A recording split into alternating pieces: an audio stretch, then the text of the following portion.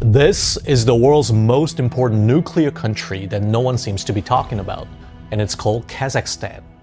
By landmass, it's actually the 9th largest country in the world, sandwiched between Russia to the north and China to the east. But chances are, you probably wouldn't even be able to locate it on a map or spell the name correctly. If anything, you probably have a vague recollection of the country's name because you've heard of it somewhere. Or rather, you remember seeing the image of the most famous person from Kazakhstan. His name?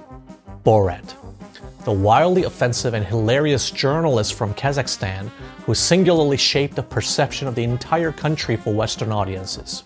Now, I don't know if you know this, but Borat is not actually from Kazakhstan. He's a fictional character played by British comedian Sacha Baron Cohen. The infamous film wasn't even shot in Kazakhstan, and they weren't even speaking Kazakh in the movie. But somehow, this parody character with a mustache and gray suit still remains pretty much the only thing most Americans and Westerners know about a country of 20 million people. So today, we're gonna fix that. But why? Why should you even care, and why now?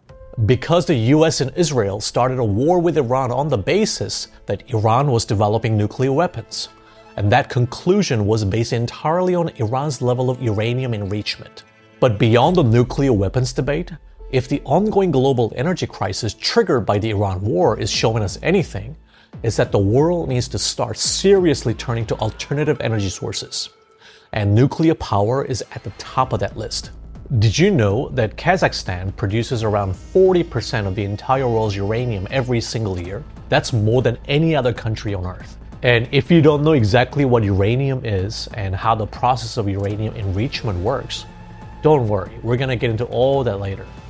For now, think of uranium as one of the world's most valuable natural resources, the fuel that could power the world after oil. So how come nobody's talking about Kazakhstan? And just what the hell is happening in Kazakhstan that could potentially change the course of the global nuclear arms race? Before we dive in, whenever we have to cover complex topics like this one, or the oil crisis topic we covered in our previous video, we obviously have to do a lot of deep research and cross-reference various sources to get you guys the most accurate information about Asia. In that process, however, I'm constantly reminded just how difficult it is to actually get a clear, unbiased picture of what's going on in Asia and around the world. And if you think Western media outlets are the only ones pumping out sensational headlines and one-sided narratives, think again. Because that's very much the case for Asian outlets as well. Seriously, it's so easy to get misled by narratives that have nothing to do with what's actually happening on the ground. And that's why we've decided to partner with Ground News, which solves a problem I've been personally wanting to address for years. Ground News is not just a news outlet trying to sell you its version of the truth. It's a news comparison platform. You take any story, and Ground News shows you how it's being reported across the political spectrum, left, right, and center, so you can actually make up your own mind. And I think that's more important than ever, especially if you're trying to understand complex issues beyond just surface-level headlines. For example, if you search uranium on Ground News, you might come across a story about how President Trump stated there will be no uranium enrichment in Iran, and that the US will help dig up and remove buried nuclear material from Iran's enriched uranium stockpile. What's interesting is that on Ground News, instead of seeing just one version of the story, you'll see multiple headlines from different outlets along with a summary. But more importantly, a biased comparison. In this case, you can see that many of the sources lean slightly right, while left-leaning outlets frame the same announcement with much more skepticism. That level of transparency is incredibly powerful because it shows you how the narrative is being shaped. And right now, more than ever, this is exactly the kind of tool I wish more people used before forming their own opinions. So if you're someone who wants to stay informed without being manipulated by algorithms or one-sided narratives, I highly recommend checking it out. You can subscribe to Ground News and get 40% of the Vantage plan by scanning the QR code on screen or by going to ground.news/boss or simply clicking the link in the description below. All right, let's get back to the deep dive.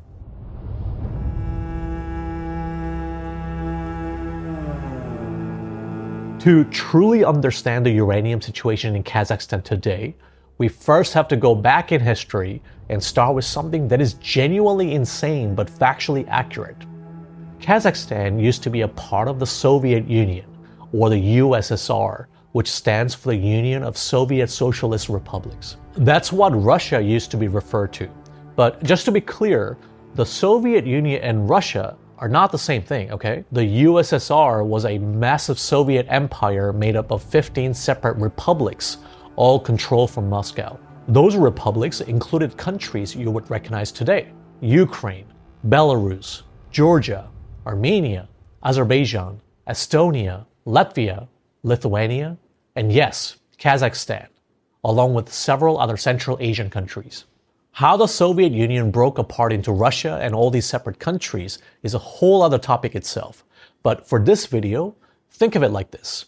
If the USSR was a company, Russia was the headquarters, and Kazakhstan was one of its subsidiaries. A very large, very resource-rich subsidiary that Moscow could do pretty much whatever it wanted with. And what Moscow wanted to do with Kazakhstan for most of the 20th century was use it as a dumping ground for nuclear testing. For 4 straight decades between 1949 and 1989, the Soviets detonated, get this, 456 nuclear bombs on Kazakh soil. No country on Earth has ever had more nuclear weapons detonated on its territory without its knowledge or consent. Though you could argue that Kazakhstan was technically not an independent country at the time. By the way, I say without its knowledge or consent because the Kazakh communities living near the test site were never told the truth about what was being done to them. Of those 456 detonations, 116 were atmospheric, meaning either dropped from aircraft or detonated on towers, and 340 were underground. Now, I'm going into this much detail because we cannot talk about uranium without first having a full understanding of just how devastating nuclear bombs actually are. Most of us are probably like, yeah, I watched it on YouTube or saw Oppenheimer. I get it, nuclear bombs are bad. Do you? Do you really get it? We're probably more familiar with atmospheric detonations because we've all seen footage of above-ground nuclear blasts, mushroom clouds, radioactive fallout raining down on villages, the kind you're picturing right now. Well, those happened in Kazakhstan between 1949 and 1963, and they caused the most immediate widespread damage to human health, with radioactive clouds traveling up to 186 miles or 300 kilometers from the blast site, contaminating food, water, and air across a massive region. But then in 1963, the international community is scared enough to sign something called the Limited Test Ban Treaty, which prohibited atmospheric nuclear testing. So the Soviets just went underground, because clearly something like an international treaty wasn't going to stop them. They drilled tunnels and shafts deep into the Degelian Mountains and kept detonating bombs down there for another 26 years. And here's the thing about underground nuclear testing. It might sound or look safer, relatively, I guess, but it created an entirely different set of problems. With atmospheric tests, at least you could see the mushroom cloud and track the fallout. With underground tests, the Soviets used what are called containment systems, basically a combination of concrete plugs, sealed tunnels, and engineering barriers designed to trap the radioactive material underground after each blast. The idea was that if you buried the explosion deep enough and sealed everything properly, none of the radiation would escape to the surface. Sounds reasonable in theory, but in practice, many of the containment systems failed. Radioactive gases slowly seeped up through the earth. The shock waves through the blast cracked open invisible pathways for radioactive material to leak into underground water sources. Of the 181 tunnels drilled into Degelian Mountain alone, a third connected directly to underground water sources that communities in the region depend on for drinking water. That contamination then moved into the soil above, into the grass growing on that soil, into the livestock grazing on that grass, and eventually into the meat and milk that ended up on people's dinner tables. Nobody could see it happening. And do you know what's terrifying? Some of the plutonium now embedded in the soil has a half-life of 24,000 years. So even though the underground test ended in 1989, the contamination they left behind is virtually permanent. So to give you a rough idea of the total explosive power of all those blasts combined, it was roughly 2,500 times the bomb that was dropped on Hiroshima, Japan. An estimated 1.5 million Kazakh people were exposed to radiation, and children were born with birth defects passed down across generations. If you're having trouble grasping the scale of it, just a single test in 1956 hospitalized more people with radiation sickness than the entire Chernobyl disaster combined. And as of today, in 2026, the region's hospitals are still treating up to 40,000 people every year for radiation-related illnesses, which is insane. Now, I have to be careful here because I don't want to swap the stereotype of Kazakhstan from Borat's country to a nuclear wasteland all of a sudden. Kazakhstan is a massive country. It's actually the third largest Asian country if you don't count Russia as part of Asia. So it's not like the whole country was constantly being bombed for experimental purposes. All 456 explosions were conducted at a specific zone in the northeast of Kazakhstan called the Semipalatinsk test site, named after the nearby city of the same name, which today is known as Semey. The vast majority of Kazakhstan has nothing to do with nuclear contamination. Astana, the capital, is one of the most architecturally striking cities in Asia, and Kazakhstan is genuinely worth visiting. Just maybe not the specific patch of land where they detonated 456 nuclear bombs. That's all I'm saying. But why would the Soviets specifically choose Kazakhstan as their preferred nuclear testing ground? There are a number of reasons. First of all, the land itself was seen as ideal for nuclear testing. It was vast, it was flat, and it was remote. The Soviet government officially declared the area uninhabited. That declaration actually came from Lavrentiy Beria, the head of Stalin's secret police and the man personally tasked with building the Soviet nuclear program. The only problem was an estimated 500,000 people, that's 500,000 people, were living in areas surrounding the test site. It's not entirely clear from our research whether Beria knew about these people and just lied, saying that the land was uninhabited, and even historians appear to be divided on this. But at best, they simply did not understand the repercussions of nuclear testing at the time. At worst, they were completely indifferent to the lives of Kazakh people. Second, Kazakhstan was a Soviet republic with no political power to resist. Testing on Russian soil would have been politically complicated. On the other hand, testing in Kazakhstan was super easy because the Kazakh government had absolutely no authority over Soviet military decisions. Basically, Moscow could do whatever it wanted on Kazakh land, and there was nobody in a position to stop them. Some historians have even used the term nuclear colonialism to describe what happened here. Third, and this is the whole point of this deep dive, even back then, the Soviets already knew about what was lying underneath Kazakh soil. You see, uranium exploration in Kazakhstan began as early as 1943, right in the middle of World War II. And by the 1950s, Soviet geologists had already confirmed that Kazakhstan was sitting on some of the world's largest uranium deposits ever discovered. So to the Soviets, Kazakhstan was the ultimate one-stop shop for their entire nuclear program.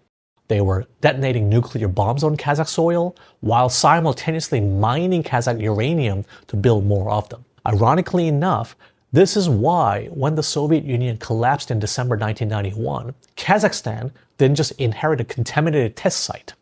It inherited the entire Soviet nuclear complex built on its soil. Over 1,400 nuclear warheads, more than 100 intercontinental ballistic missiles, 40 nuclear-capable bombers. Kazakhstan had accidentally become the fourth largest nuclear power on the planet, overnight, without even asking for it. So what do you do when you wake up as a brand new country and you're accidentally one of the most heavily armed nuclear states on Earth? Most people would say, you keep them, right? But the reality Kazakhstan faced was a lot more complicated. For one, Kazakhstan never actually had the ability to launch those weapons. The command and control systems, the launch codes, all of that remained with Russia. So Kazakhstan had the bombs, but not the keys to use them. On top of that, maintaining a nuclear arsenal requires a massive military and scientific infrastructure that Kazakhstan simply did not have. And keeping the weapons would have meant economic suicide. No foreign investment and no Western technology. For a brand new country with no established economy, that was not a viable path. And perhaps most importantly, the Kazakh people themselves had already made their feelings clear. They had just spent 2 years marching in the streets demanding an end to nuclear testing. The last thing they wanted was to become a nuclear state. So within just a few years of gaining independence, Kazakhstan handed over every single warhead to Russia, signed the Nuclear Non-Proliferation Treaty, and walked away from the bomb voluntarily. And then the world just moved on, completely forgetting that they existed. But as I came to realize while researching this topic, the nuclear world isn't just about who has the bombs, though that matters a lot. It's also about who controls the fuel to build them. And to understand why Kazakhstan now sits at the center of the entire global nuclear race, we first need to understand something that most people have absolutely no idea about. What uranium actually is, how it becomes nuclear fuel, and why a single percentage point of enrichment can mean a difference between powering a city and destroying one.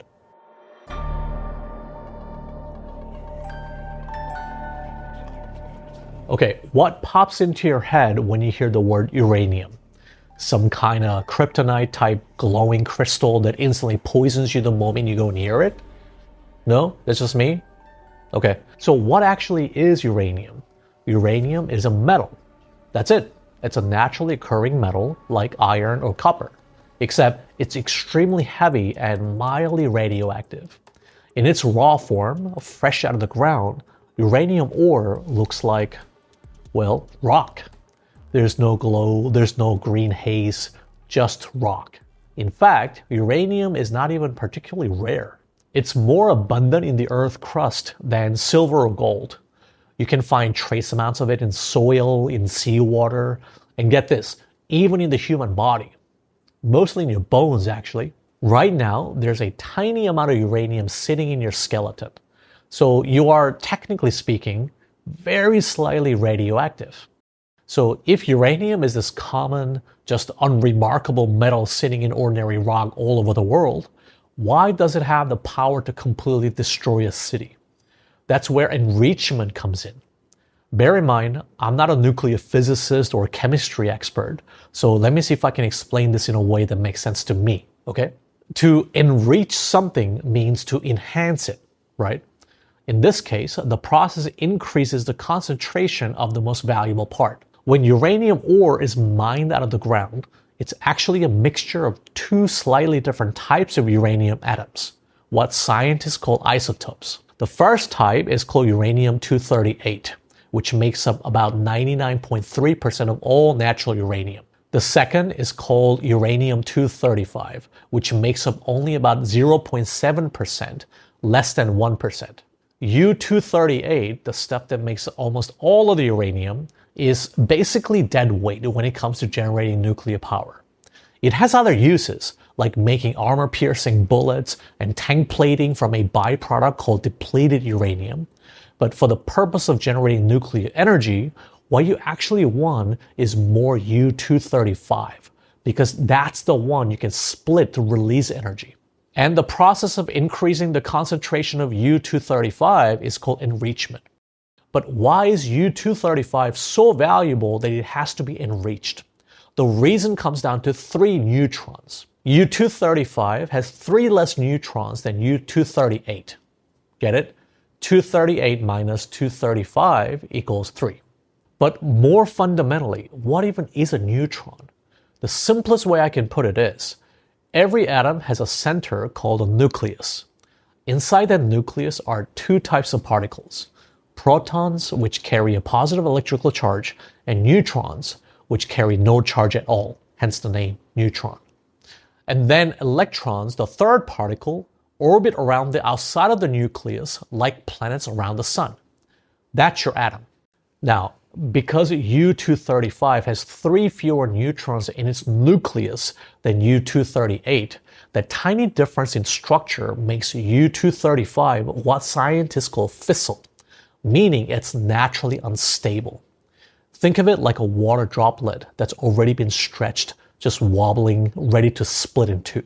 Similarly, when a stray neutron bumps into a U-235 nucleus, it wobbles and splits in two. That process is called fission. And when the nucleus splits, not only does it release a burst of energy, but it also releases 2 or 3 more free neutrons. Those neutrons then fly into nearby U-235 atoms, which split, then release more neutrons, which split more atoms, which releases more neutrons. All of this is happening billions of times per second. This is what scientists call a chain reaction. And once it gets going, you cannot stop it. The amount of energy released is almost beyond comprehension. To put that in perspective, a single uranium fuel pellet about the size of a gummy bear contains as much energy as 149 gallons of oil. Now imagine not one pellet, but an entire bomb's worth of highly concentrated uranium, all splitting simultaneously in less than 1/1,000,000th of a second. That's a nuclear explosion. So does that mean, since uranium containing U-235 is sitting in the ground all over the world, it could just randomly explode? Not exactly. Remember, even though U-235 is fissile, it makes up only 0.7% of natural uranium. The U-235 atoms are so spread out that when a neutron splits one of them, the subsequent neutrons that fly out are very unlikely to find another U-235 atom nearby. They just escape into the surrounding rock and disappear. To make uranium actually dangerous or useful, you need to concentrate the U-235, pack enough of it close enough together that when one atom splits and releases neutrons, those neutrons are likely to hit another U-235 atom rather than escaping. That minimum amount needed to sustain a chain reaction is called critical mass. Below critical mass, nothing happens. At critical mass, you have a controlled reaction. Above critical mass, you have a runaway reaction that cannot be stopped. That's a bomb. So how do you actually enrich the U-235? It starts with uranium ore, obviously, crushed and chemically processed into a yellow powder called yellow cake. But here's the challenge. Because U-235 and U-238 are chemically identical, same color, same properties, same behavior, you cannot physically reach in and sort them out by hand. The only difference between them is that U-235 atoms are just very slightly lighter. We're talking about the weight of 3 neutrons. So here is what engineers figured out. You take the yellow cake powder and put it through a chemical process that reacts it with fluorine, a highly reactive element, which converts it into a gas called uranium hexafluoride. Don't worry about the chemistry. The point is, you now have uranium in gas form, and then you spin that gas at incredibly high speed inside a machine called a centrifuge. Think of it like a very high-tech spin cycle on a washing machine, except spinning so fast, it can actually separate particles by weight. The slightly heavier U-238 atoms drift to the outside of the spinning cylinder.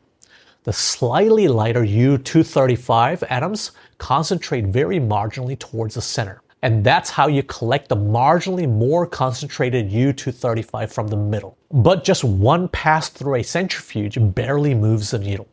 You might go from 0.7% U-235 to maybe 0.8%. So you chain thousands of centrifuges together. This is called a cascade, feeding the output of one directly into the next, gradually increasing the U-235 concentration a tiny bit more with each pass. This process runs continuously and actually takes months, if not years.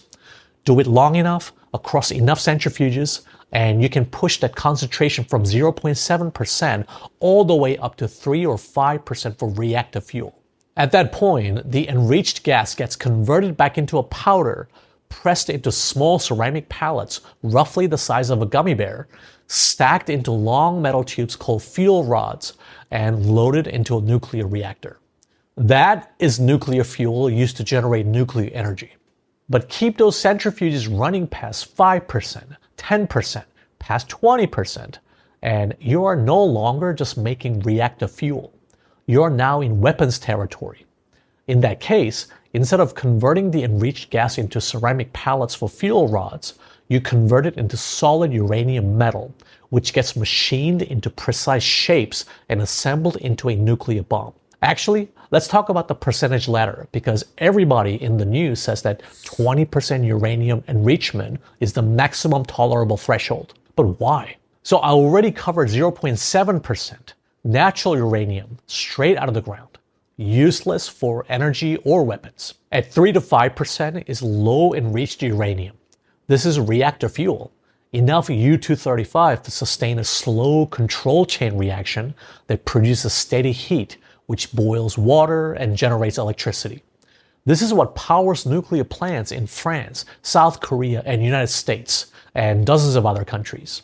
Completely legal under international law. And while I'm at it, let me quickly dispel probably the single most important misconception about nuclear power, that these plants are dangerous because they could explode. They're not. At a U-235 concentration of 3 to 5%, a runaway nuclear explosion is physically impossible. Both Chernobyl and Fukushima were steam explosions caused by extreme heat and pressure when cooling systems failed and reactor cores melted. Catastrophic? Absolutely. But those were older designs. The current generation of nuclear power plants uses what engineers call passive safety systems, meaning that even if shit hits the fan and no human intervenes, the reactor shuts itself down automatically.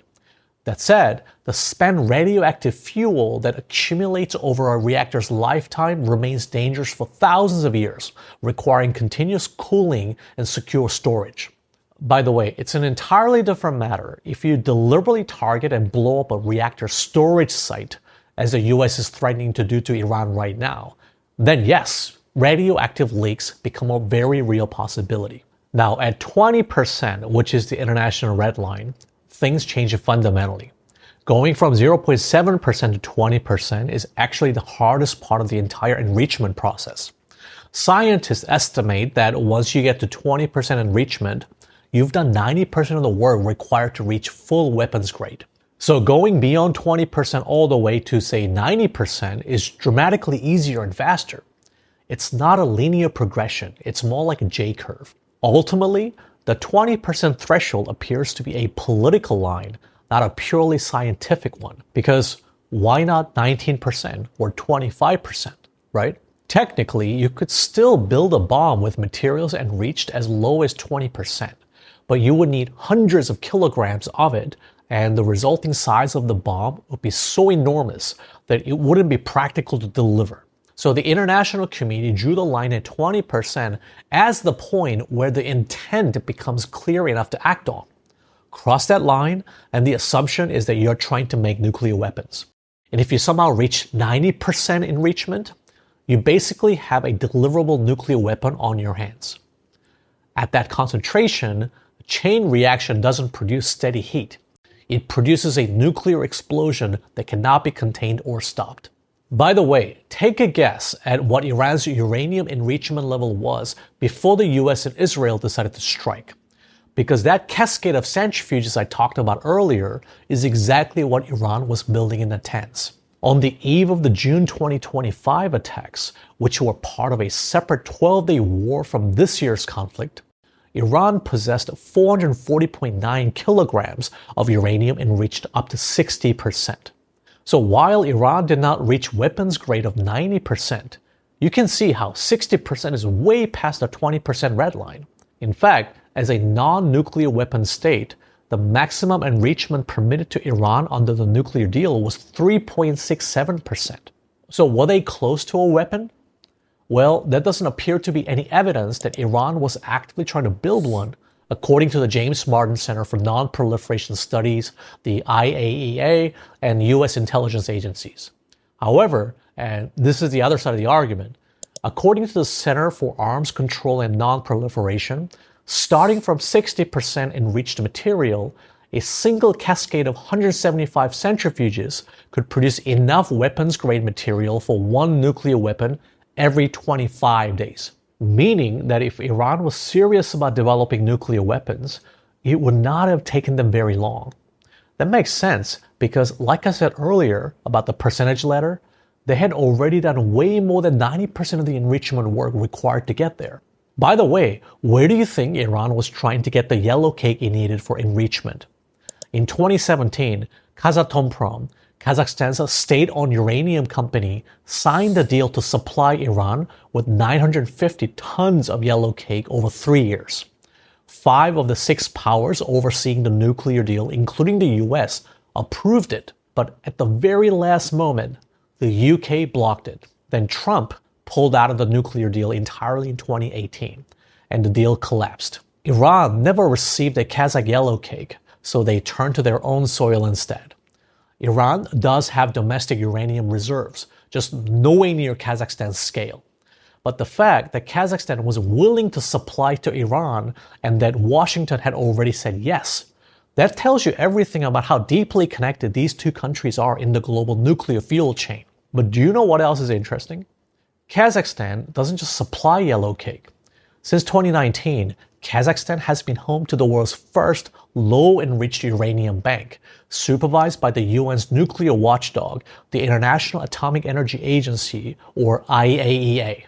Think of it like a global fire extinguisher, a massive reserve of ready-made reactor fuel that any country can access if their supply gets cut off, specifically so that they don't have to enrich their own uranium. So in theory, even after Iran was blocked from buying Kazakh yellow cake, they could have turned to this Kazakh-hosted fuel bank for ready-made reactor fuel. But Iran's ongoing violations with its IAEA safeguards agreement meant they weren't even eligible to access it. So Iran mined its own uranium, enriched it to 60%, and called it their sovereign right. Make of that what you will. So I hope you now have a clearer sense of just how valuable uranium is. And I'm not even going to get into how plutonium, another incredibly powerful element used to make nuclear weapons, is itself created as a pure byproduct of uranium. The point is, whether for nuclear weapons or for generating the enormous amounts of energy the world desperately needs, everything starts with uranium. And Kazakhstan is sitting on a shit ton of it.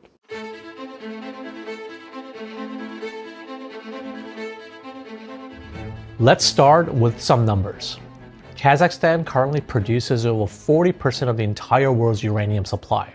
The major uranium mining regions are concentrated in the south of the country, primarily in 2 vast regions called Turkestan and Kizil-Orda. Together, they produce roughly 70 tons of uranium every single day. The extraction process on the ground level is pretty interesting because I think most people picture uranium mining like coal mining, with miners drilling into rock faces and hauling ore out in trucks. But almost all of Kazakhstan's uranium is extracted using a method called in situ leaching. Instead of digging rock out of the ground, engineers drill wells down into the uranium deposit and pump an acidic liquid underground that dissolves the uranium right where it sits. I'll come back to the acid required to do this later because it's pretty crazy. But once they dissolve the uranium and pump that uranium-rich liquid back up to the surface, it gets filtered, chemically processed, and dried into the yellow powder we talked about earlier, yellow cake. Once processed into yellow cake, it gets packed into sealed steel drums. Think of like oil barrel-sized containers, each holding about 880 pounds or 400 kilograms, then transported by truck or train to export points. Doing it this way rather than just digging up rock is significantly cheaper than conventional mining. Kazakhstan's production cost runs around $20 to $25 per pound. Canadian underground mines, by comparison, cost $60 to $80 per pound to operate. That cost advantage is a big part of why Kazakhstan dominates global supply the way it does. So uranium is priced per pound of yellow cake, and right now that's around $85 per pound. The company that manages all of this is called Kazatomprom. It's a state-owned company that has a legal monopoly over every aspect of uranium mining and export in Kazakhstan. In 2024, Kazatomprom generated around $3.3 billion in revenue, which sounds like a lot until you remember that this is the company controlling 40% of the world's most strategically important energy mineral. For that level of dominance, I don't know, but $3.3 billion sounds pretty modest. And that's just revenue. Their actual net profit is much lower at around $1.3 billion. Why is that? This is where things start getting a little complicated from the geopolitical perspective. Kazakhstan doesn't operate most of its mines alone. Of its 13 uranium mining operations, only 3 are fully owned by Kazatomprom. The other 10 are joint ventures with foreign companies owned by Russia, China, France, and Canada. Basically, there are a lot of foreign interests taking a cut of the pie. So why couldn't Kazakhstan just do it themselves? Well, when Kazakhstan gained independence in 1991, it had no mining technology of its own, no capital, and no technical expertise. Remember? A brand new country with an empty treasury had to choose between letting its uranium sit in the ground or letting foreign companies help extract it in exchange for a cut of the profits. They chose the latter. So if a foreign company owns 49% of a mine, they take 49% of that mine's profit off the top. By the time any of it reaches ordinary Kazakhs, the money has passed through several layers of extraction. You know what that means? It means Kazakhstan is still largely functioning as a raw material supplier to more powerful countries, and its citizens see almost none of the profits by the time they are divided up at the top. So if Kazakhstan just exports yellowcake, the lowest form of uranium at the bottom of the value chain, then who does all the enriching? That has historically been Russia. Russia's state-owned nuclear company Rosatom controls roughly 40% of the world's uranium enrichment capacity, which means that for most of the world's nuclear power plants to function, including the ones in France and the United States, uranium has to travel from Kazakhstan's mines through Russia's enrichment facilities and then back out to the rest of the world. Kazakhstan digs it up, Russia makes it usable, and the rest of the world depends on Russia to do it. As recently as 2024, despite years of sanctions and political pressure, Russia was still supplying around 25% of the enriched uranium powering American reactors and about 15% of Europe's. This is the hidden choke point that nobody in the mainstream debate about nuclear energy ever talks about. Everyone focuses on who has the bombs. Nobody talks about who controls the fuel cycle. And right now, that answer is uncomfortably simple. Russia. But that dynamic could be shifting, and the reason it's shifting has everything to do with what happened in 2022 when Russia invaded Ukraine. Remember when that happened? The US and the Western world scrambled to sanction Russian energy. Oil, gas, coal, all of it. But here's what most people don't know. Nuclear fuel was largely exempted from those sanctions. Because if the West sanctioned Russian uranium enrichment services, dozens of nuclear power plants across Europe and the United States would have faced fuel shortages within months. The dependency was that deep. Here is what makes this dependency even more difficult to break. Fuel rods last 3 to 6 years inside a reactor, and the companies that operate nuclear power plants sign long-term contracts for uranium supply, years, sometimes decades in advance, because a nuclear power plant cannot afford to run out of fuel. That's why, while Western politicians were loudly condemning Russia over Ukraine, the US was still paying Russia roughly $1 billion a year for enriched uranium. To be fair, the war in Ukraine did change the political calculus permanently. Western governments, the US, the EU, France, Canada, all started asking the same question. Logistically, how do we get our uranium without having to go through Russia? The answer kept coming back to Kazakhstan. Now, Kazakhstan has succeeded in developing a new export route that bypasses Russian territory entirely. It's called the Trans-Caspian International Transport Route, a shipping corridor that travels from its Caspian port called Aktau across the Caspian Sea to Azerbaijan, and then rail through Georgia to the Black Sea ports of Poti and Batumi, and from there onward to European markets. Kazakhstan used this route to deliver uranium to Canada as early as 2022, and by 2023, 64% of all Kazakh uranium heading to Western countries was moving through this corridor. It's obviously longer and more expensive than the original route, which goes north by rail through Russian territory directly to the port of St. Petersburg, then by ship to Western markets. The question is, would Russia just stand by and let this new route take place? Well, let's see. One of the most critical routes runs through Georgia, a country Russia invaded in 2008 and still occupies 20% of the country to this day. Even if the Russians don't directly block the route, Georgia is practically Russia's backyard. Russia's influence there remains strong, and Russia already has enough leverage over Georgia to create quiet disruptions along this corridor whenever it chooses. But that's not all. Russia has been tightening its grip on Kazakhstan's uranium sector from the inside. In late 2022, the Russian state company Rosatom acquired a 49% stake in the Budenovskoye deposit, which is expected to become the single largest source of uranium in the entire world. This deal was approved by Kazakhstan's National Sovereign Wealth Fund over the internal objections of Kazatomprom's own management. Several senior executives, including the chief operating officer, resigned in protest. And to make it even more pointed, every single kilogram of uranium produced at Budenovskoye through 2026 is contractually reserved for the Russian nuclear industry, not for Western buyers. So you can build a new shipping route, but Russia just locked up a massive chunk of the uranium that would have traveled on it. But if being pulled in two different directions by Russia and the West wasn't enough for Kazakhstan, enter China. China has quietly emerged as the largest single-country economic player in Kazakhstan's uranium sector. Chinese state companies have acquired stakes in Kazakh mines. Long-term supply agreements have already been signed. And in a move that raised eyebrows across Western capitals, Russia has been selling some of its own Kazakh uranium assets directly to Chinese state companies, essentially using Kazakhstan as a back channel to keep uranium flowing to Beijing while Western sanctions close in.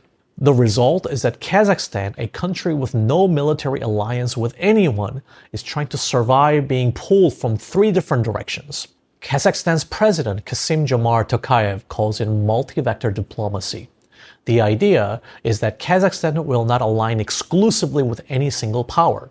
It'll trade with Russia, court China, attract Western investment, and maintain relationships with all of them simultaneously. That being said, to keep Washington happy, in November 2025, Kazakhstan became the first Central Asian state to join the Abraham Accords, a US-brokered diplomatic framework with Israel championed by President Trump. But at the same time, they locked themselves into Russian and Chinese technology for the next 60 years by awarding contracts for their first ever commercial nuclear power plants. And the last point I want to make should really put into perspective just how precarious the world's dependence on Kazakhstan actually is. Think about it this way. The entire world depends on the Strait of Hormuz for oil, gas, and fertilizer supply. One narrow choke point. And if it closes, well, we've all seen what happened when it actually closed, right? The global economic meltdown. Kazakhstan's uranium is starting to look the same way, except with one added vulnerability that the Strait of Hormuz doesn't have. What happens when the crisis isn't even geopolitical in nature, but something entirely domestic that no outside power can control or fix?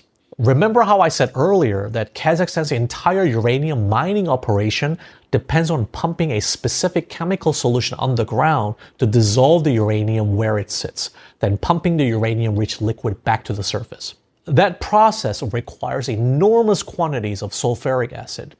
And in 2024 and 2025, Kazakhstan ran into a crisis that almost nobody in the Western press covered, but which sent shockwaves through the global uranium market.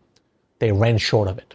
The shortage came from a combination of factors: rising domestic agricultural demand for fertilizers, which also use sulfuric acid, and a decline in supply from oil and gas processing. The result was that roughly 5% of the world's entire uranium supply was suddenly removed from the market.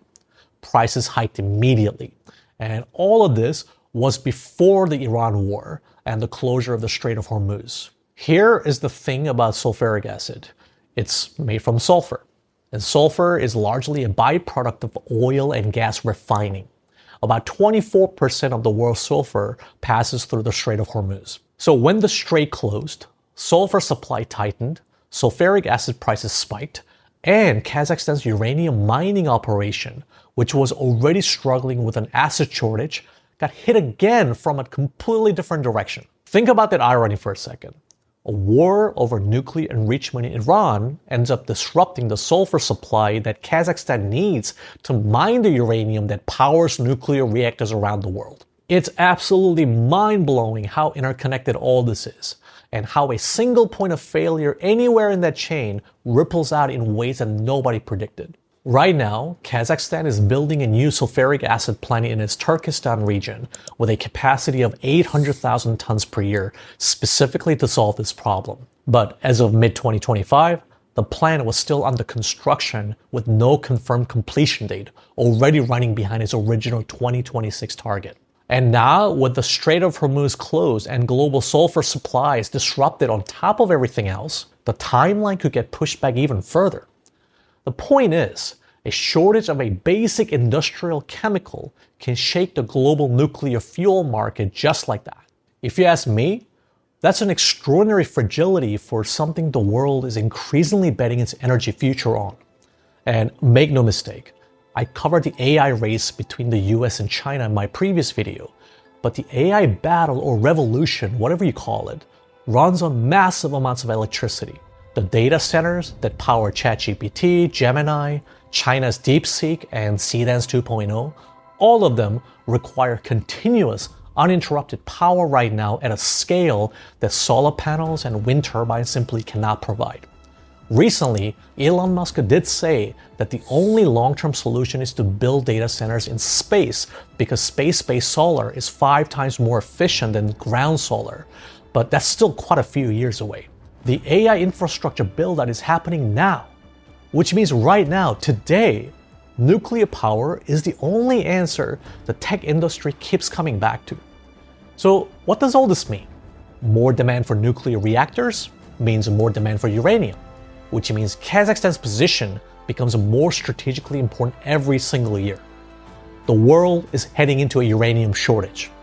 And we have to keep our eyes on this landlocked nation caught between 3 superpowers, especially as it faces continuous internal political turmoil with its 20 million people increasingly frustrated after 3 decades of watching their country's resource wealth flow to a small elite while the majority of ordinary Kazakhs earn around $400 a month. If you found this video insightful and feel like you learned something new, the only thing that I would ask from you is to subscribe to Asian Boss and turn on the notification bell. Our goal here is simple. We're not here to waste your time with entertainment. We want to build a real community of educated and culturally curious people who can help power the content we create so that we can be the go-to source for authentic, non-political insights on all things Asia. And together, I really believe that we can cut through the mainstream media noise, and I hope you do as well. Of course, I'm Stephen Park. Thanks for watching all the way to the end. And as always, stay curious.